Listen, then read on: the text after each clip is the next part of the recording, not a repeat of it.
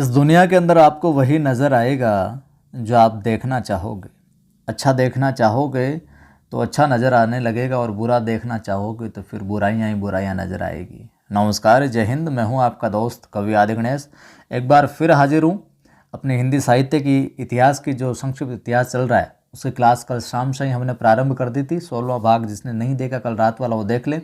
और आज से लगभग 3-4 रोज बाद में हम कक्षा 9 के अंदर जो अपना अध्याय चल रहा था 14 नंबर 14वां क्षितिज फर्स्ट जो पुस्तक है कक्षा 9 की, जिसके अंदर जो केदारनाथ अग्रवाल साहब का हमने परिचय अच्छे से देख लिया था, और उनका जो अध्याय है चंद्र गहना से लौटती बेर, यानी कि चंद्र गहना जो स्थान है गांव है वहाँ से लौटते समय बेर यानी समय। इस कविता को हम अच्छे से देखेंगे आज। जिन साथियों ने इससे पहले के 13 वीडियो नहीं देखे, इससे 13 पाठों के वो प्लेलिस्ट बनी हुई कक्षा 9 से 12 तक के पाठ इस नाम से प्लेलिस्ट, उसमें जाकर सभी पाठ देख सकते हैं। ये अपनी सेकंड ग्रेड और फर्स्ट ग्रेड की क्लासेज चल रही है। तो सेकंड ग्रेड में तो आपको पता है 9 से 12 के सभी पाठ आएंगे गद्य और पद्य, और फर्स्ट ग्रेड में केवल 11-12 के आएंगे। तो फर्स्ट ग्रेड वाले भी साथ साथ जुड़े रहें अगर सेकंड ग्रेड की तैयारी कर रहे हैं तो, और केवल फर्स्ट ग्रेड की तैयारी कर रहे हैं फर्स्ट ग्रेड वाले तो इन चैप्टर के जो राइटर्स हैं उनका जो मैं डिटेल से करवाता हूँ, हर एक चीज़ उनकी रचनाएं, रचना काल वगैरह, साहित्य अकादमी पुरस्कार, तमाम चीज़ें, वो चीज़ें आप अच्छे से देखें ताकि आपका हिंदी साहित्य का इतिहास मजबूत हो जाए। और जहाँ तक मैं सोचता हूँ कि फर्स्ट ग्रेड और सेकंड ग्रेड दोनों की ही तैयारी करने वाले यहाँ पर साथी होंगे, तो ईमानदारी से जुड़े रहे। मेरा प्रयास आपको बेस्ट देने का रहेगा, और आप अपने इस चैनल को बेस्ट बनाने का प्रयास करें। ज़्यादा से ज़्यादा शेयर करें, वीडियो को लाइक करें, और पहली बार देख रहे हैं तो चैनल को सब्सक्राइब करके बेल आइकन क्लिक कर लेना आप, ताकि हर वीडियो की सूचना मिलती रहे। तो बात करते हैं चंद्र गहना से लौटती बेर। तो इस अध्याय के अंदर जो अग्रवाल साहब है, ये प्रकृति सौंदर्य की एक बहुत ही महत्वपूर्ण कविता है। और कवि क्या करता है, चंद्र गहना नामक गांव है या स्थान से वहाँ से क्या है लौट रहा है। तो चंद्र गहना से लौटती बेर, आप मारवाड़ी में कहते हैं कि लौटती बेड़े या लौटती बेर वो सामान लिए जे, मतलब वापस आते समय। ठीक है, प्रारंभ करते हैं। देखिए, पहले हम थोड़ा सा पढ़ लेते हैं, फिर आपको मैं एक एक शब्दों का अर्थ बताता चलूँगा और फिर कंप्लीट भावार्थ बता दूंगा। देख आया चंद्र गहना, देखता हूँ दृश्य अब मैं, मेड़ पर इस खेत की बैठा अकेला, एक बीते के बराबर ये हरा ठिगना चना, बांधे मुरेठा शीश पर छोटे गुलाबी फूल का सजकर खड़ा है, और पास ही मिलकर उगी है बीच में अलसी हटीली, देह की पतली कमर की है लचीली, और नील फूले फूल को सिर पर चढ़ाकर। तो साथियों, और कर रही है जो छुए ये दूं हृदय का दान उसको, ये आगे पंक्तियां हैं। तो साथियों, ये जो कविता है इसमें सीधी सी बात तो आप जो अलंकार की बात आए तो यहाँ पर मानविकरण अलंकार देखने को आपको जगह जगह मिलेगा। देखिए, यहाँ पर सबसे पहले हम बात कर लेते हैं, ऊपर समान है, एक बीते के बराबर, बीते यानी एक बिस्ता के बराबर।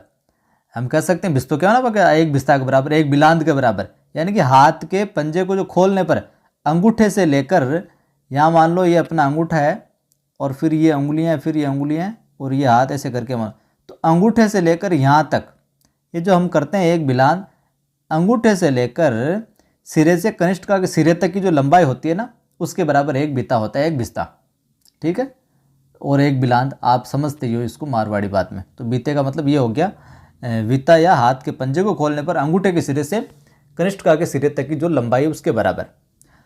यहाँ पर एक शब्द आता है ठिगना, ये सब आपको पता ही नाटा।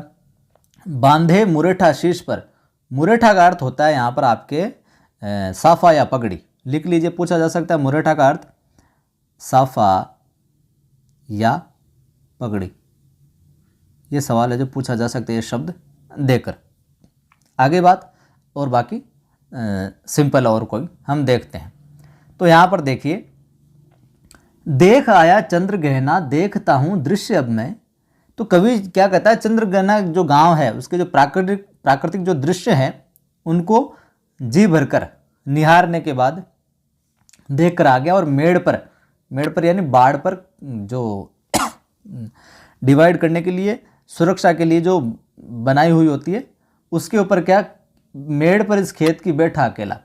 कि चंद्रगहना गांव स्थान को मैं अच्छे से देख कर आ गया हूँ, उसके मनोहारी दृश्यों को देख कर आ गया हूँ मैं, और अब क्या मैं खेत की मेड़ के ऊपर बाड़ के ऊपर है जो अकेला बैठा हुआ हूँ। और वहाँ पर वो क्या निहारता, क्या देखे, एक बीते के बराबर ये हरा ठिगना चना, एक बीते के बराबर, कि उसके सामने जो चने के है ना छोटे छोटे ठिगने पौधे खड़े हुए हैं, ठिगने है ना लंबाई में कम, बांधे मुरेठा शीर्ष पर छोटे गुलाबी फूल का, और जिसके ऊपरी सिरे पर क्या गुलाबी फूल ऐसा सज रहा है मानो उसने क्या सिर पर क्या गुलाबी पगड़ी है जो बांध रखी है।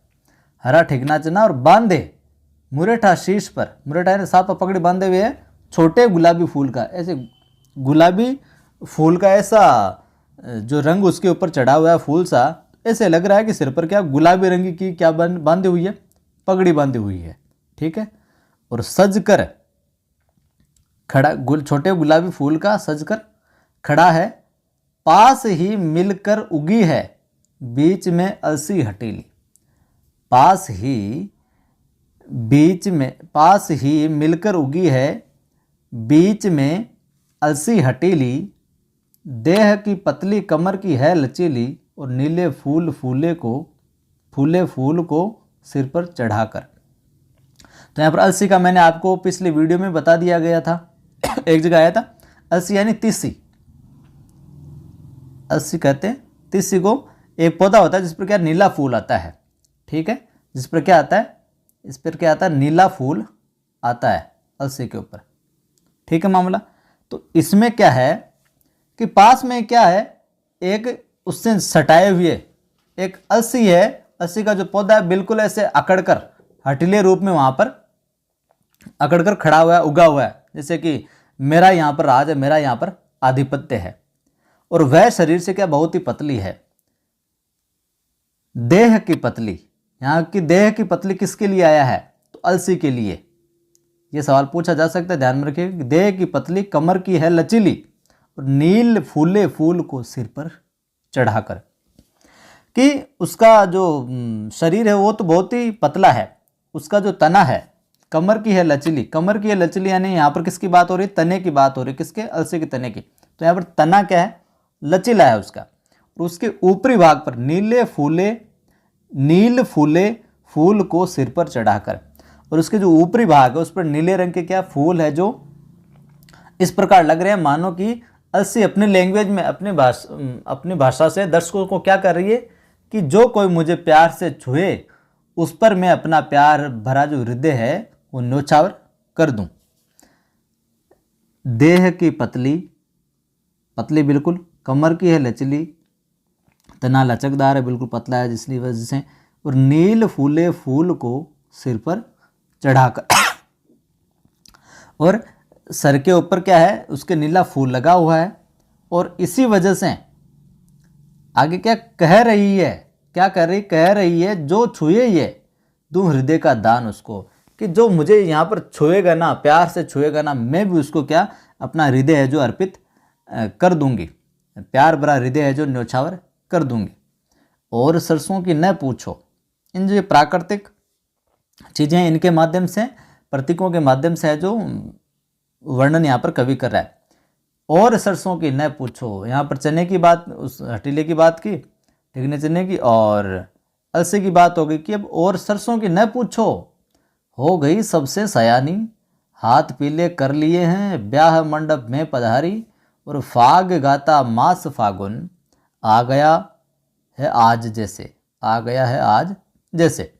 कि और भाई साहब यहाँ पर सयानी का मतलब समझते हो कि जवान करने या चतुर, हाथ पीले करने का, हाथ पीले कर लिए, इस मुहावरे का अर्थ क्या हो जाएगा, ये मुहावरा यहाँ पर हाथ पीले करना। देखिए पाठों के अंदर जहाँ से मुहावरे आ सकते हैं, तो परीक्षा में अगर व्याकरण के जो सवाल आएंगे पाठों के बीच में से वो मुहावरा उठा सकते हैं। हाथ पीले करने का मतलब होता है विवाह करना, क्या हो जाएगा, विवाह करना। और फाग आपको पता ही है, होली के दिनों में गाए जाने वाला गीत। देखिए, और सरसों की न पूछो, हो गई सबसे सयानी, कि सब जगह सरसों के उगने वाले जो पौधे हैं ना, उन पर पीला रंग छाया हुआ है, और उनको देखकर ऐसा लगता है कि जैसे कि किसी कन्या के क्या हाथ पीले किए जा रहे हैं। सबसे सयानी हाथ पीले कर दिए, ब्याह मंडप में पधारी फाग गाता मास का फागुन, कि हाथ पीले करके वो बिल्कुल सज धज कर विवाह मंडप में क्या है, बैठ गई है। सरसों का पौधा उगा हुआ ऐसा प्रतीत हो रहा है कि वो जवान हो गया, जैसे कोई लड़की जवान होती है, सयानी होती है, और विवाह मंडप के लिए जब उसको मेहंदी वगैरह लगा के बिल्कुल सजा कर बिल्कुल तैयार किया जाता है सारा कुछ करके, उसी तरह ये भी बिल्कुल जैसे कि ब्याह मंडप के लिए बैठ गई है बिल्कुल तैयार होकर। और इस प्रसन्नता के अवसर पर ऐसा लग रहा है कि जैसे फागुन का जो महीना है स्वयं फाग के गीत गाता हुआ नजर आ रहा है। फाग गाता मास फागुन, जो फागुन का जो महीना है ऐसे लग रहा है कि वो स्वयं है जो ये फाग गीत है जो गा रहा है। आ गया है आज, जैसे कि आज ऐसा प्रतीत हो रहा है कि फागुन महीना ही जो फाग गा रहा है, क्योंकि सरसों सयानी हो गई, हाथ पीले करके बैठ गई है और ब्याह मंडप में बिल्कुल टिकी हुई है कि साहब अब शादी कर दो। देखता हूँ मैं स्वयंवर हो रहा है, आगे देखिए कि देखता हूँ मैं स्वयंवर हो रहा है, प्रकृति का अनुराग अंचल हिल रहा है। इस विजन में दूर व्यापारिक नगर से प्रेम की प्रिय भूमि उपजाऊ अधिक है। प्रेम की प्रिय भूमि क्या है, उपजाऊ अधिक है। यहाँ पर स्वयंवर से आप समझते ही हो मतलब कि विवाह के जितने भी जो प्रत्याशी होते हैं उनमें से कन्या द्वारा स्वयं पति का वर्ण करना, अनुराग का प्रेम होता ही है, और विजन का मतलब होता है कि सुनसान स्थान। इस विजन में, तो इस विजन में यहाँ विजन का क्या अर्थ हो जाएगा, सुनसान स्थान। विजन का अर्थ हो जाएगा अपने सुनसान स्थान। इतनी सी चीज़ ध्यान में रखनी है। अब हम देखते हैं कि देखता हूँ मैं स्वयंवर हो रहा है, तो ये खेतों में सारी सरसों का, चने का, अलसी की रंग बिरंगी फसलें सुशोभित खड़ी हुई है, और माने कि ऐसे कवि वर्णन कर रहा है, कल्पना कर रहा है कि किसका, शादी का वातावरण है। और जो सरसों है वो वहाँ पर दुल्हन के रूप में बिल्कुल ब्याह मंडप में बैठी हो, और चना यहाँ पर जैसे कि दूल्हे के रूप में सिर पर गुलाबी फूल मुरेटा सजाए इस तरीके से खड़ा हुआ, हम ऐसे कर सकते हैं। तो इस पद्यांश में कवि क्या कह रहा है कि कवि प्रकृति का आंचल प्रेम से भरा प्रतीत दिखाई दे रहा है कि देखता हूँ मैं स्वयंवर हो रहा है, और प्रकृति का जो अनुराग है वो अंचल हिल रहा है। प्रकृति का जो आंचल है वो प्रेम से क्या भरा हुआ है। और इस विजन में दूर व्यापारिक नगर से प्रेम की प्रिय भूमि उपजाऊ अधिक है। तो कवि कल्पना करता है यहाँ पर कि जो चना है ना वो दूल्हा बना हुआ है ठिंगना सा, और सरसों दुल्हन बनी हुई है, अलसी बीच में अकड़ी हुई एक नायिका के समान है यहाँ पर। और इस तरह तीनों के प्रेम में क्या है, आनंद मग्न है, और प्रकृति का आंचल प्रेम है जो पूरी तरीके से सराबोर है। प्रेम की प्रिय भूमि उपजाऊ अधिक है। तो चारों तरफ है जो मनोहारी वर्णन, मनोहारी प्रकृति का दृश्य देखने को मिल रहा है। सारी तरफ बिल्कुल मन को आह्लादित करने वाला वातावरण है जो देखने को मिल रहा है। आगे हम देखें, और पैरों के तले है एक पोखर। ठीक है, भूमि उपजाऊ अधिक, तभी ये सारा कुछ कार्यक्रम अच्छे से फल फूल रहा, खिल रहा है। और पैरों के तले है एक पोखर, उठ रही इसमें लहरियां, नील तल में जो उगी है घास भूरी, ले रही वह भी लहरियां, एक चांदी का बड़ा सा गोल खंबा, आँख को है चकमकाता, है कहीं पत्थर किनारे पी रहे चुपचाप पानी। देखो, पत्थर किनारे पी रहे चुपचाप पानी, और प्यास जाने कब बुझेगी। पोखर तालाब समझते हो आप, पोखर का क्या मतलब होता है, तालाब होता है। और चकमकाता यहाँ पर हम कह सकते हैं कि रोशनी इतनी तेज़ है कि आंखें चौंध दिया जाती है ना, बिल्कुल बंद से हो जाते हैं एक समय। तो चकमकाता यानी चौंध दिया ना, कहते चौंध दिया था, बिल्कुल बिल्कुल तेज़ रोशनी से। तो यहाँ पर देखिए, और पैरों के तले है एक पोखर, उठ रही है इसमें लहरियाँ, नील तल में जो उगी है घास भूरी, ले रही वह भी लहरियाँ। कि जो तालाब है, इस तालाब के अंदर पैरों के तले जो एक तालाब है, इसमें क्या उठ रही, इसमें लहरियाँ, इसमें लहरें है जो कंकरों के गिरने से, पक्षियों के इधर चलने से क्या लहरें बन रही है। और नील तल में जो उगी है घास भूरी, और आसमान का जो नीला रंग है आकाश का, उसकी परछाई इस पोखर के अंदर पड़ती है तो उसका जो रंग है वो नीला दिखाई दे रहा है। और तल के अंदर क्या, तल में जो उगी है घास बुरी, और घास है जो उगी हुई है। ले रही वह भी लहरियां, जैसे जैसे पानी हिलोरे मारता है तो वो भी अंदर है जो घास, भूरी घास जो हिलती प्रतीत हो रही नजर आ रही है। एक चांदी का बड़ा सा गोल खंबा, यहाँ पर देखिए ये सवाल पूछा जा सकता है, एक चांदी का बड़ा सा गोल खंबा।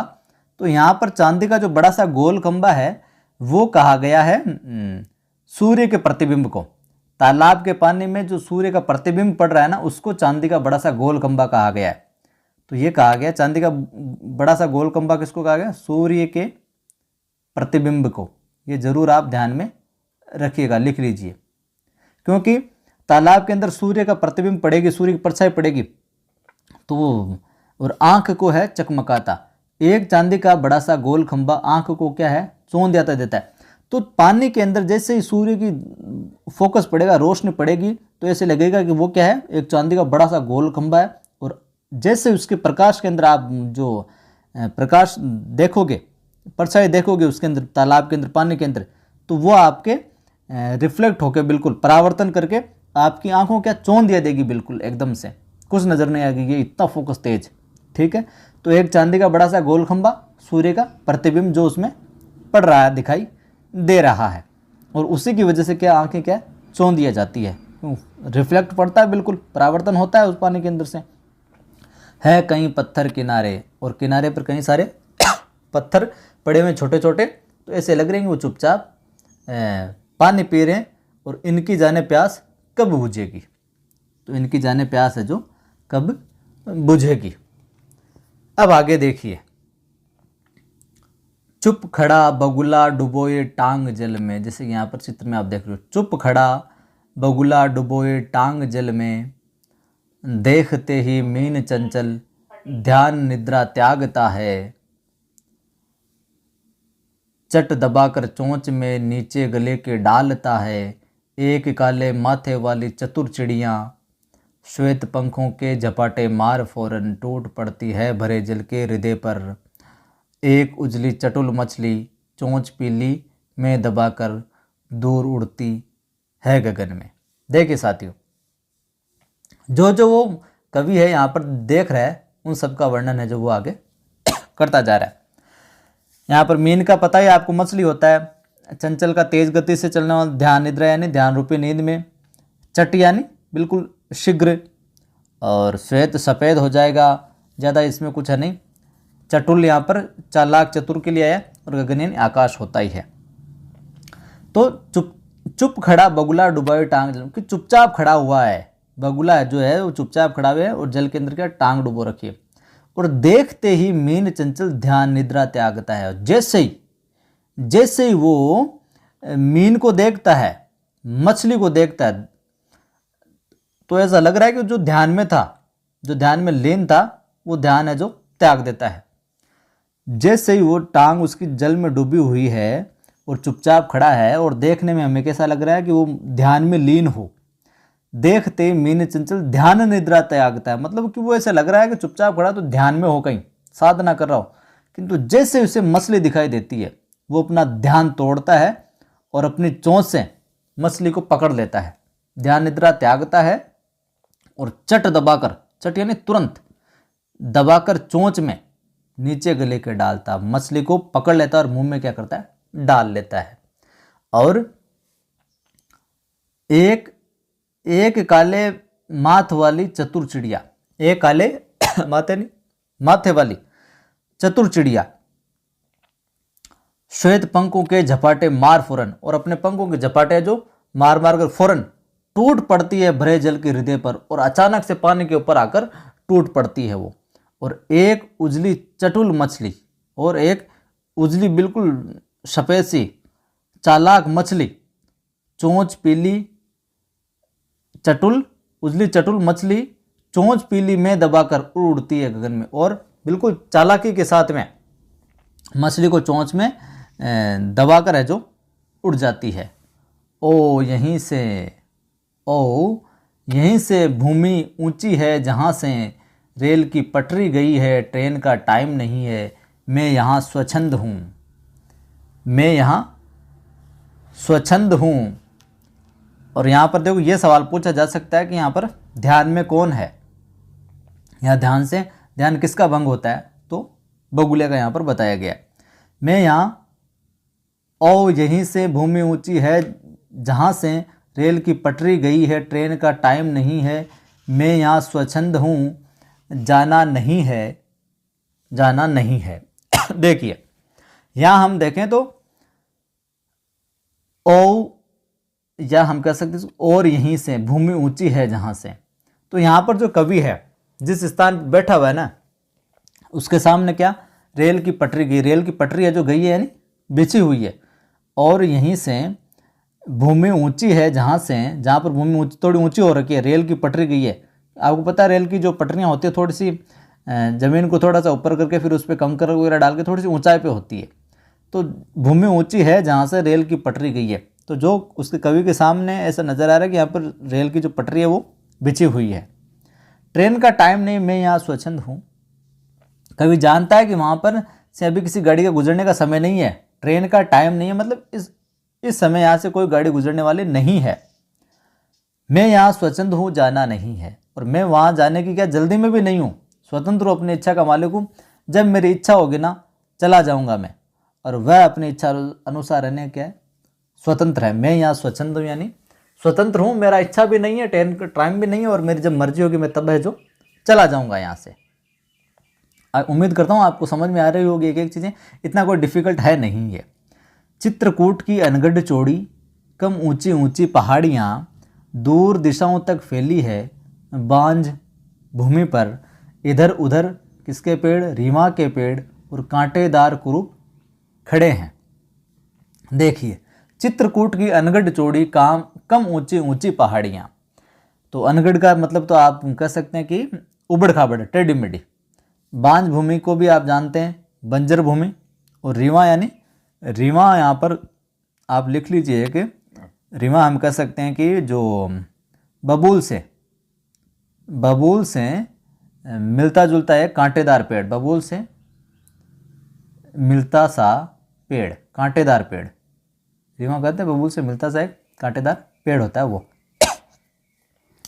तो यहाँ पर कवि की आंखों के सामने क्या आता है, चित्रकूट की अनगढ़ बेडोल सी, उबड़ खाबड़ सी, टेढ़ी मेढ़ी सी पहाड़ियाँ जो बहुत दूर दूर तक है जो उसे दिखाई देती है, और कम ऊंची ऊंची पहाड़ियाँ जो ज़्यादा ऊंची भी नहीं है, दूर दिशाओं तक फैली है साहब, बहुत काफ़ी दूर तक जितनी उसकी नज़र जा रही है वहाँ तक वो फैली हुई नज़र आ रही है। कहाँ कौन सी पहाड़ियाँ, चित्रकूट की पहाड़ियाँ, अनगढ़ चौड़ी पहाड़ियाँ। बांझ भूमि पर, और जो बंजर भूमि है यहाँ की जो भूमि भी उपजाऊ नहीं है, वहाँ पर इधर उधर रीवा के पेड़ कांटेदार कुरूप खड़े हैं। तो जो बंजर भूमि है यहाँ की, किसी के नाम मात्र को भी हम कह सकते हैं कि जहाँ पर कुछ भी उगा हुआ नहीं है, केवल रीवा के जो कांटेदार पौधे हैं, जो पेड़ हैं, जो बबूल के समान है, वो देखने वही कुरूप से खड़े हुए हैं, बिल्कुल भोंडे से खड़े हुए हैं, जिनमें क्या न तो कोई हरियाली है, न बैठकर हम कोई गर्मी के अंदर छाया का अनुभव कर सकते हैं, और नए देखने में वो क्या मन को आराम पहुंचाने वाले। कांटेदार कुरूप यहाँ पर शब्द आया है तो मतलब मन को अच्छे नहीं लग रहे वो, इसीलिए यहाँ पर प्रयोग किया गया।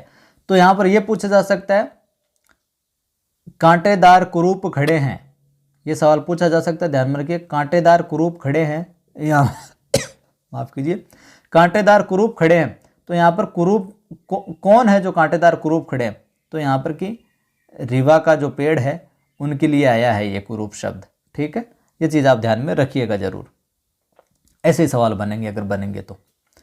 सुन पड़ता है मीठा मीठा रस टपकाता, सुग्गे का स्वर टें टें टें टें, सुन पड़ता है वनस्थली का हृदय चीरता।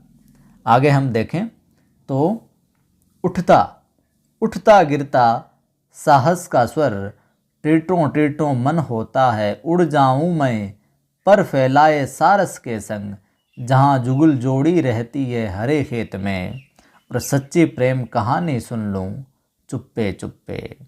देखिए साथियों, सुन पड़ता है मीठा मीठा रस टपकाता, सुग्गे का सुर टें टें टें टें टें टें, सुन पड़ता है वनस्थली का हृदय चीरता। यहाँ पर सुग्गा कहते हैं तोते को, सब जानते होंगे। सुग्गा यानी तोता, मिट्ठू, पैरोट। वनस्थली यानी जंगल कह सकते हैं हम, ठीक है, जंगल।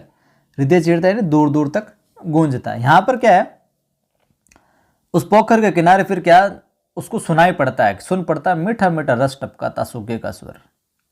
पोखर के किनारे तोते की जो टेंटे की बार बार आती हुई आवाज़ है ना, वो बहुत ही ऐसे लग रही कि कानों के अंदर मीठा मीठा है जो रस है जो टपका रही है। और वनस्थली का हृदय चीरता, और जंगल में दूर तक गूंजती हुई जो सारस की टीटो टीटो ध्वनि है वो सुनाई दे रही। वनस्थली का हृदय चीरता, उड़ता गिरता सारस का स्वर, टीटो टीटो। तो जो सारस का स्वर है वो टीटो टीटो की ध्वनि से ऐसे लग रहा है कि जैसे वनस्थली का, वन का जो हृदय है जो चीर रही है, ऐसी गूंजती हुई प्रतीत है जो हो रही है। आगे यहाँ पर कवि क्या कह रहा है कि मन होता है उड़ जाऊं मैं पर फैलाए सारस की संग, कि मेरा भी मन होता है, मेरा भी मन करता है, मैं भी मग्न होना चाहता हूँ और मैं भी उड़ना चाहता हूँ। पर फैलाए सारस की, मैं अपने पंख होते, पंख फैलाकर, सारस जैसे ही पंख फैलाता अपने, उसी तरह पर है, पर यानी पंख है जो फैलाकर सारस के संग उड़ जाऊं। और जहाँ जुगल जोड़ी रहती है, और जहाँ पर सारस की जो जुगल जोड़ी रहती है, उनके जोड़े के साथ, उनके पास में मैं सारस के साथ में उड़ जाऊँ। और जहाँ सारस की जुगल जोड़ी रहती है, हरे खेत के अंदर सच्ची प्रेम कहानी सुन लूँ चुप्पे चुप्पे। और जो उनकी जोड़े की जो प्रेम कहानी रहती है वो चुपके चुपके क्या क्या बातें करते हैं, उनको मैं बातों को सुनना चाहता हूँ। तो यहाँ पर कवि क्या है, अपने मनमोहक स्वर में कहता है कि मेरा भी क्या मन होता है, इन्हीं सारसों के साथ में आकाश में उड़ जाऊँ पर फैलाकर, और प्रेम भरा है जो संसार देखूं कि क्या चल रहा है। और इनकी किनकी जुगल जोड़ी, सारस की जो जुगल जोड़ी, इनकी प्रेममयी बातों को मैं क्या चुपके चुपके क्या करना चाहता हूँ, सुनना चाहता हूँ। तो यह था साथियों अपना अध्याय। इसमें कठिन शब्द देख लेते हैं हम, और ये रहे अपने बीते के बराबर। जैसा कि मैंने बताया था आपको, छोटा सा एक बालिश जो एक वयस्क का हाथ के अंगूठे से छोटी उंगली तक की लंबाई का नाप होता है। तो ये लगभग 22.5 सेंटीमीटर होता है। तो एक बीते बराबर कितना होता है, 22.5 इस पाठ में दे रखा है, तो आपको जरूर ध्यान में रखना 22.5 सेंटीमीटर। टिकना यानी नाटा या छोटा, मुरठा यानी पगड़ी, हटेली यानी जिद्दी, फाग यानी होली के आसपास गाया जाने वाला लोकगीत, पोखर यानी छोटा तालाब, जैसे कि मैंने आपको बताया। उम्मीद करता हूँ ये कविता आपको चंद्रग्रहण से लौटते बेर समझ आई होगी, अच्छे से चीज़ क्लियर हो गई होगी। तो वीडियो को आप लाइक कर दीजिए, शेयर कर दीजिए सभी दोस्तों के साथ में, और पहली बार देख रहे हैं चैनल को सब्सक्राइब करके घंटे वाले निशान पर क्लिक करना और ऑल नोटिफिकेशन पर क्लिक करना, ताकि हर वीडियो की सूचना आपको मिलते रहे। टेलीग्राम चैनल का लिंक डिस्क्रिप्शन में मिल जाएगा आपको, कवि आदि गणेश हिंदी नाम से अपना टेलीग्राम चैनल है, ज्वाइन कर सकते हैं आप। और मेरा एक दूसरा चैनल भी है, यूट्यूब चैनल आदि की आवाज़, आदि की आवाज़, जिस पर मैं मोटिवेशनल वीडियो और कविताएं डालता रहता हूं, जिससे कि आप निरंतर आपके अंदर सकारात्मक ऊर्जा का संचार बना रहे और मोटिवेट रहो आप। तो उस चैनल को भी आप, आदि की आवाज़ को भी सब्सक्राइब कर सकते हैं, अच्छा लगे तो और मित्रों को भी जोड़ सकते हैं। जय हिंद, फिर मिलता हूँ।